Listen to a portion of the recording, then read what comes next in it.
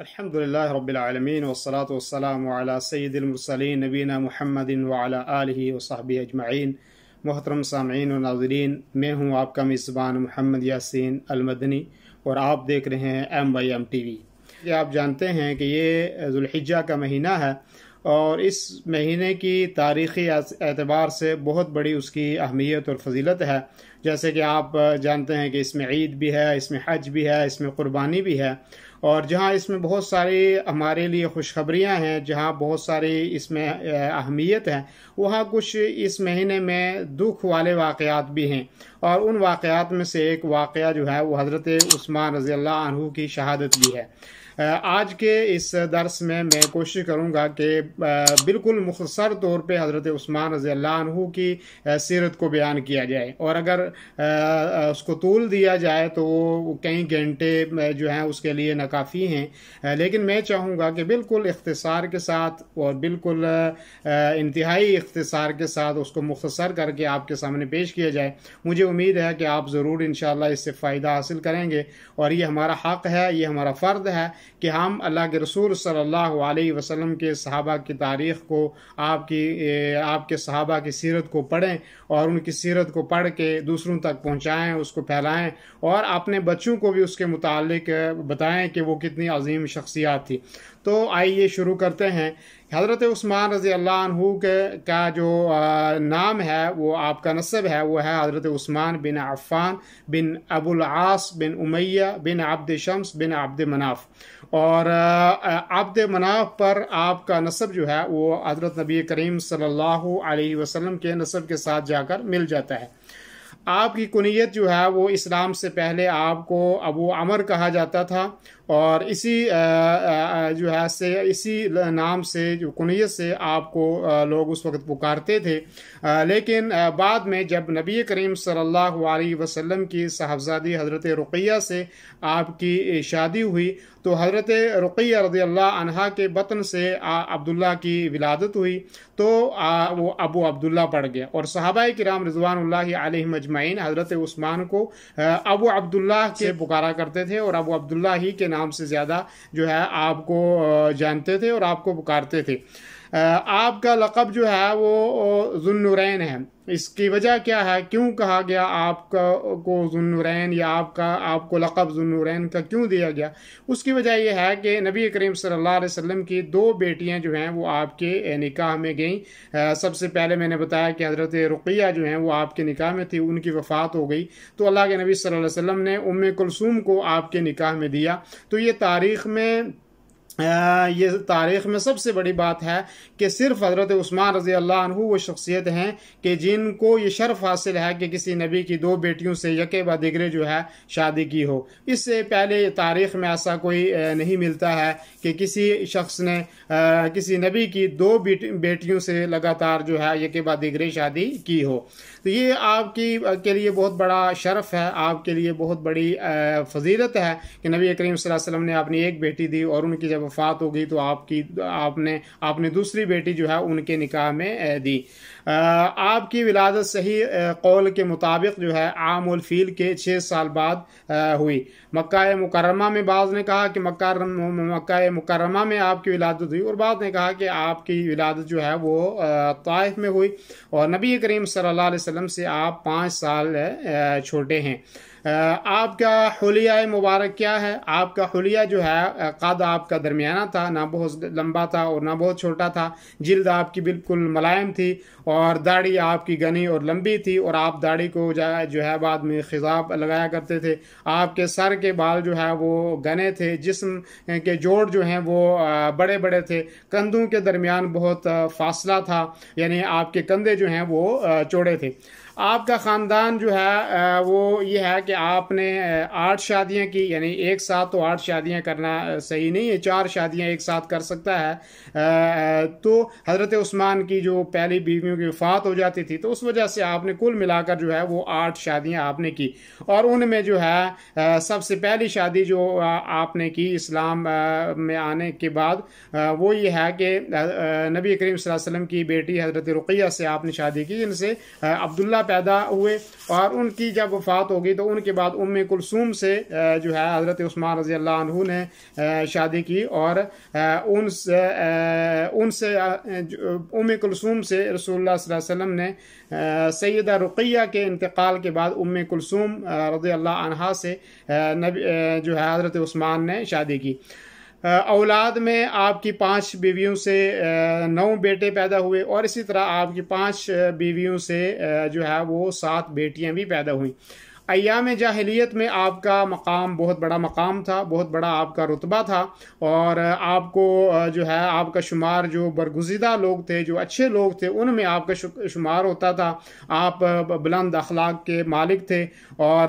بہت مالدار بھی تھے۔ آپ جب بات کرتے تھے تو آپ کی بات کا انداز جو ہے وہ بڑا شیریں ہوتا تھا۔ حیا کے پیکر حضرت عثمان کے حیا مشہور ہے، اور ہمیشہ حیا کے پیکر تھے آپ زمانہ جاہلیت میں بھی اور اس کے اسلام میں بھی۔ آپ جو ہے ہمیشہ آپ کے اندر حیا رہی ہے، اور پوری قوم زمانہ جاہلیت میں بھی آپ کی عزت کرتی تھی، آپ کا احترام جو ہے وہ کرتی تھی۔ اور اسی طریقے سے آپ کے اخلاق میں سے یہ بھی ہے کہ آپ نے کبھی بھی کسی بت کو سجدہ نہیں کیا۔ زمانہ جاہلیت میں بھی کبھی آپ نے کسی بت کو سجدہ نہیں کیا، کبھی آپ نے شراب نہیں پی، اور بلکہ شراب اور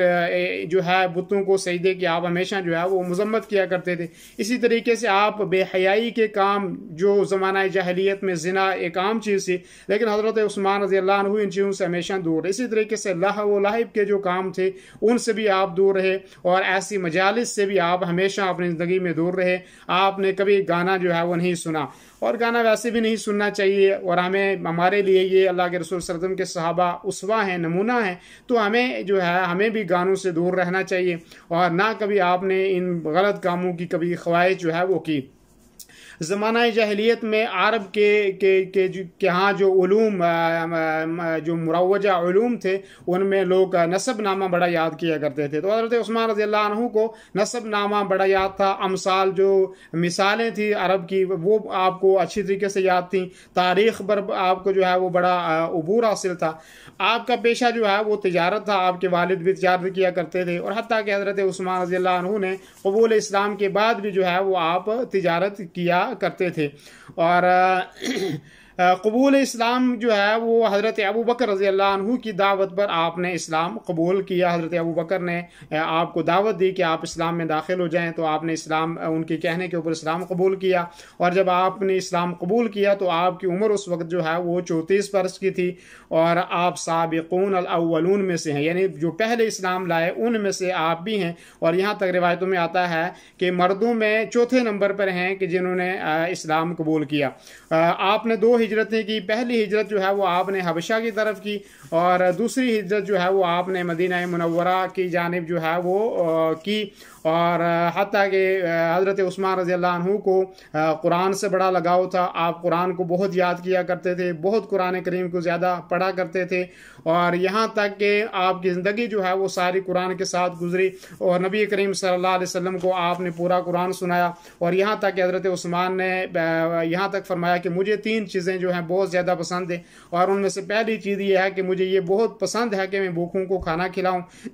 جو بے لباس لوگ ہیں، جن کے پاس کپڑے نہیں ہیں، میں ان کو کپڑے پہنایا کروں۔ اور اسی طریقے سے کہا کہ مجھے یہ بہت پسند ہے کہ میں قرآن کریم کی تلاوت جو ہے وہ کرتا رہوں۔ اور مکہ مکرمہ میں بھی نبی کریم صلی اللہ علیہ وسلم کی صحبت میں آپ رہے، اور جب آپ مدینہ منورہ آ گئے تو مدینہ منورہ میں بھی نبی کریم صلی اللہ علیہ وسلم کے ساتھ ہمیشہ جو ہے وہ آپ ہمیشہ رہے ہیں۔ اور اسی طریقے سے جو ہے جب مدینے میں آپ آئے تو صحابہ کرام کے درمیان آپ جانتے ہیں کہ نبی کریم صلی اللہ علیہ وسلم نے مہاجرین اور انصار کے درمیان مواخات قائم کی تھی، بھائی چارگی قائم کی تھی۔ تو حضرت عثمان کی جو بھائی چارگی تھی وہ سیدنا اوس بن ثابت رضی اللہ عنہ کے درمیان جو ہے وہ آپ کی بھائی چارگی تھی۔ آپ نے بہت کثرت سے اللہ کے راستے میں مال جو ہے وہ خرچ کیا، یہاں تک کہ جب غزوہ تبوک کے لیے جب لشکر تیار کیا گیا، جو بڑا مشکل وقت تھا اور جیش العسرہ اس کو کہا جاتا ہے، تو حضرت عثمان رضی اللہ عنہ نے اس لشکر کو تیار کیا۔ 950 اونٹ جو ہیں وہ آپ نے دیے،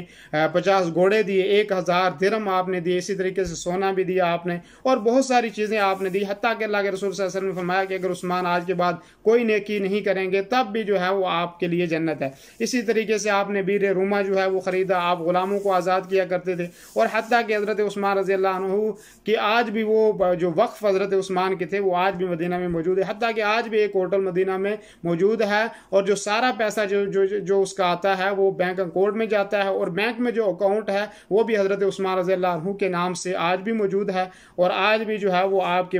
جو وقف کردہ چیزیں تھیں ان کا سلسلہ آج بھی جاری ہے۔ غزوہ بدر جب ہوا تو غزوہ بدر میں آپ شریک نہیں ہو سکے، اور اس کی وجہ تھی وہ یہ تھی کہ حضرت رقیہ رضی اللہ عنہا جو ہیں وہ بیمار تھیں، تو نبی کریم صلی اللہ علیہ وسلم نے فرمایا کہ آپ یہیں پہ رہیں، آپ جو ہے وہ ان کے ساتھ رہیں، ان کی دیکھ بھال کریں۔ تو بہت لوگ یہ اعتراض کرتے ہیں، جبکہ یہ غلط بات ہے اور ایک بہت بری بات ہے کہ کچھ لوگ کہتے ہیں کہ حضرت عثمان بدر میں شریک نہیں ہو سکے، وہ ایک وجہ تھی، اور یہ بھی صحیح ہے کہ بدر کے لیے کوئی پلان کر کے نہیں نکلا گیا تھا کہ ہم نے وہاں پہ جنگ کرنی ہے، اور اگر یہ ہوتا تو ممکن ہے حضرت عثمان ضروری طور پہ نکلتے، اور لیکن جب اللہ کے رسول صلی اللہ علیہ وسلم کا فرمان ماننا آپ کے لیے ضروری تھا، اللہ کے نبی صلی اللہ علیہ وسلم نے کہا کہ آپ مدینے میں رک جائیں، آپ جو ہے میری بیٹی اور اپنی بیوی کا خیال رکھیں، وہ بیمار تھیں، اور اسی بیماری میں وہ وفات بھی پا گئیں، اور حضرت عثمان نے ان کو جو ہے وہ بقیع کے اندر دفن بھی کیا، اور حضرت عثمان ان کی وجہ سے بہت زیادہ پریشان بھی تھے، بہت دکھ میں تھے حضرت عثمان رضی اللہ عنہ۔ اور اسی اثنا میں جب بدر کی فتح کی خوشخبری جو ہے وہ حضرت زید بن حارثہ لے کر جب آئے تو حضرت عثمان یقینی بات ہے دکھ میں تو تھے، لیکن جب سنایا کہ ہمیں فتح ہوئی ہے اور مشرکین مکہ کے بڑے بڑے سردار جو ہے وہ مارے گئے اور ان کو بدر میں جو ہے وہ کنویں کے اندر ڈال دیا گیا، تو حضرت عثمان کے چہرے پر بھی تازگی آئی، اور مسلمان بھی اس سے خوش ہوئے کہ اللہ تعالیٰ نے جو ہے مسلمانوں کو فتح نصیب فرمائی۔ اور ظاہر بات ہے یہ بھی جو ہے وہ بہت بڑی خوشخبری تھی مسلمانوں کے لیے، کیونکہ مسلمانوں نے بڑی تنگی اور بڑی تکلیفیں جو ہیں وہ دیکھی تھیں۔ تو جب حضرت نبی کریم صلی اللہ علیہ وسلم واپس آئے اور حضرت نبی کریم صلی اللہ علیہ وسلم جو ہے آپ اپنی بیٹی کی قبر مبارک پر گئے بقیع میں، ان کے لیے وہاں پہ دعائیں کی، اور حتیٰ کہ حضرت عثمان رضی اللہ عنہ کو بدر کی جو غنیمت تھی اس کے اندر بھی حضرت عثمان رضی اللہ عنہ کا حصہ رکھا، اور بدر کی غنیمت کے اندر حضرت عثمان رضی اللہ عنہ کو اللہ کے نبی صلی اللہ علیہ وسلم نے شریک رکھا۔ غزوہ احد میں آپ شریک ہوئے، اور اسی طریقے سے جو ہے غزوہ بنی غطفان کے لیے جب آپ صلی اللہ علیہ وسلم نکلے تو آپ نے حضرت عثمان کو مدینے کا اپنا نائب بنا کر جو ہے وہ نبی کریم صلی اللہ علیہ وسلم گئے۔ اسی طریقے سے غزوہ ذات الرقاع جب پیش آیا تو اس میں بھی نبی کریم صلی اللہ علیہ وسلم حضرت عثمان کو مدینہ میں اپنا نائب اور جانشین بنا کے جو ہے وہ گئے۔ اور اسی طریقے سے جو ہے حضرت عثمان رضی اللہ عنہ نے جو ہے بہت سارے کام کیے، حتیٰ کہ حضرت عثمان رضی اللہ عنہ جب جو ہے آپ جو ہے صلح حدیبیہ ہوئی تو اس میں حضرت عثمان رضی اللہ عنہ بطور سفیر تھے، اور حضرت عثمان جب مکہ میں گئے اور بعد میں کچھ لوگوں نے یہ افواہ بھی پھیلائی کہ حضرت عثمان کو شہید کر دیا گیا ہے، لیکن جب حضرت عثمان واپس آئے، لیکن جب یہ افواہ سنی تو نبی کریم صلی اللہ علیہ وسلم نے صحابہ سے بیعت لی، اور خود جو ہے نبی کریم صلی اللہ علیہ وسلم نے اپنا جو ہے ہاتھ جو ہے آپ نے دوسرے ہاتھ کے اوپر رکھا اور کہا کہ یہ حضرت عثمان کی طرف سے میں بیعت کرتا ہوں، اور صحابہ سے بیعت کی کہ ہم حضرت عثمان کے خون کا جو ہے وہ بدلہ لیں گے، اور حضرت عثمان رضی اللہ عنہ کا جو ہے تب تک ہم یہاں سے نہیں جائیں گے جب تک ان کا بدلہ ہم نہ لیں۔ لیکن بعد میں حضرت عثمان رضی اللہ عنہ واپس آ گئے، تو یہ بھی آپ کے لیے بہت بڑی فضیلت ہے کہ آپ نے بطور سفیر وہاں پہ کام کیا۔ اور اس کے بعد جو ہے آپ خلافت کے جو ہے وہ تیسرے خلیفہ ہیں، آپ کے خلافت کے دور میں بہت ساری عظیم جو ہے فتوحات ہوئیں، اور حتیٰ کہ فتح ارمینیا آپ کے دور میں ہوئی، اور اسی طریقے سے جو ہے وہ طرابلس شام آپ نے فتح کیا، جزیرہ قبرص آپ نے فتح کیا، اور اسی طریقے یہاں تک کہ افریقہ تک جو ہے آپ کے دور میں فتوحات ہوئیں، اور اسی طریقے سے بلاد النوبہ آپ نے فتح کیا، اور سواری اور آذربائیجان اور فتح اسکندریہ، یہ سارے کارنامے حضرت عثمان کے دور میں ہوئے۔ اسی طریقے سے جو ہے حضرت عثمان رضی اللہ عنہ نے قرآن کریم کو جمع کیا، اور آج جو قرآن موجود ہے وہ مصحف عثمانی کے نام سے موجود ہے، اور اس کو کیونکہ حضرت عثمان نے اس کو جمع کر جو ہے وہ ترتیب کی تھی اس کی۔ اور اسی طریقے سے آپ نے حکومت کو منظم کیا اپنے دور میں، اور باقاعدہ اس کی فائل مقرر کی، باقاعدہ ہر جو شعبہ تھا اس کو حضرت عثمان نے قائم کیا، کشتیاں آپ کے دور میں بنی، اور جس سے جو ہے آپ کی فتوحات زیادہ پھیلی۔ اسی طریقے سے مسجد نبوی صلی اللہ علیہ وسلم کی توسیع جو ہے وہ حضرت عثمان رضی اللہ عنہ کے दौर में की गई। और हज़रत उस्मान रज़ी अल्लाह अन्हु 12 साल जो है वो खलीफा रहे, और उसके बाद जो है जब मुसलमानों में कुछ गलत फहमियाँ पैदा हो गई और कुछ यहूद की साजिशें थी उसके अंदर और कुछ असबियत के असबाब थे, जिसकी वजह से जो है हज़रत उस्मान रज़ी अल्लाह अन्हु का मदीने में मुहासरा किया गया। और मुहासरे के दरमियान जो है फिर आपके घर में दाखिल होकर जो है आपको शहीद किया गया। और जब आपको शहीद किया गया तो आप कुरान करीम की तिलावत घर के अंदर कर रहे थे और आप ये आयत करीमा पढ़ रहे थे, फसयकफ़ीकहुमुल्लाहु वहुव अस्समीउल अलीम, कि अल्लाह रब्बुल आलमीन आपके लिए काफ़ी है और वो सुनने और जानने वाला है। और इसी दौरान जो है आपके ऊपर वार किया गया और आपको शहीद किया गया। जुमा का मुबारक दिन था, 18 ज़ुल्हिज्जा की तारीख़ थी और 35 सन हिजरी थी, जिस दिन हज़रत उस्मान रज़ी अल्लाह अन्हु को 82 साल की उम्र में जो है बेदर्दी से आपको शहीद किया गया। हफ्ते के दिन मगरिब और इशा के दरमियान में आपको बकी के अंदर जो है वो दफन किया गया और हज़रत ज़ुबैर इब्न अव्वाम रज़ी अल्लाह अन्हु ने आपका जनाजा पढ़ाया। ये मुख्तसर सी तारीख़ थी कि जो सीरत थी जो हज़रत उस्मान रज़ी अल्लाह अन्हु के हवाले से मैंने आपके सामने पेश की है और मैंने आप तक पहुँचाई है। मुझे उम्मीद है आप इंशाअल्लाह इसको शुरू से आखिर तक सुनेंगे। और ये बिल्कुल बहुत मुख्तसर है, अगर आपको जो है इस पर बहुत सारी किताबें आपको मिल जाएंगी और बहुत सारी किताबें हैं जिनमें हज़रत उस्मान की मुकम्मल तफसील जो है वो लिखी गई है और पढ़नी चाहिए और आप भी कोशिश करें उसको पढ़ें। मुझे उम्मीद है इंशाअल्लाह कि आपको ये पसंद आई होगी। और अगर आप जो है इस वीडियो को पूरा देखेंगे, दूसरों तक ज़रूर आप इसको फैलाएं और अपनी राय और कमेंट भी ज़रूर जो है आप किया करें। और मुझे उम्मीद है इंशाअल्लाह कि जब आप इसको सुनेंगे तो ज़रूर अपने दोस्तों और साथियों से भी शेयर करेंगे। मुझे मोहम्मद यासीन को इजाज़त दीजिए। अल्लाह रब्बुल आलमीन आपका हामी व नासिर हो। अस्सलामु अलैकुम व रहमतुल्लाहि व बरकातुहू। दीनी रहनुमाई के लिए हमारे चैनल को सब्सक्राइब कर दीजिए और घंटी के निशान को दबा दीजिए ताकि आपको मज़ीद कीमती वीडियोज़ मिलते रहें। जज़ाकल्लाहु खैर।